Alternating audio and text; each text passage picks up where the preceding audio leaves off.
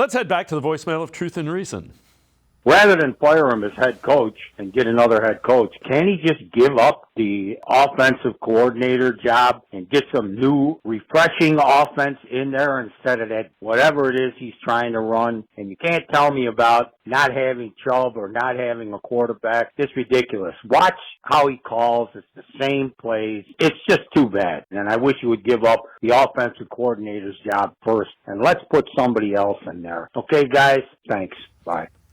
As always, appreciate all of the voicemails. Jack, it's kind of his offense. He understands it better than anybody else. So and again, you can't say, don't tell me about not having Chubb or a quarterback or a right tackle. That affects the play calling. So this is one that you just can't do it mid-season. Just completely put that to one side for anyone talking about a dramatic change mid-season. And to be fair, it's one that is frustrating at times because you sit there and watch the All-22 after the game and there's so many guys that are wide open and you think, oh, just if the quarterback saw that.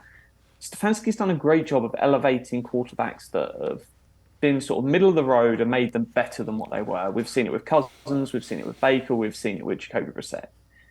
What we didn't see is him manage to take Watson and make Watson better than above average. And that's the point where Stefanski's probably going to be doing a good job with Walker and getting him to play better than Walker actually is. Even though Walker's been pretty bad for the last 3 weeks, there's elements where he's still elevating that play.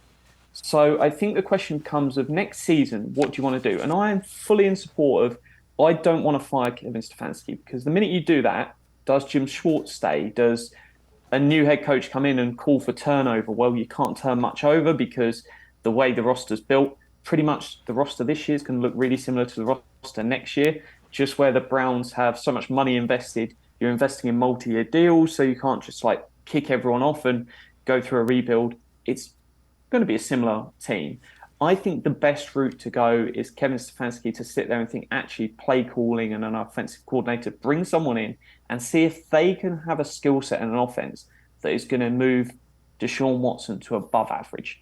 Because above average is great. If he's top 16, you're happy. If he's top 8, build the statue because we're going to the Super Bowl. It's got the potential to be that important.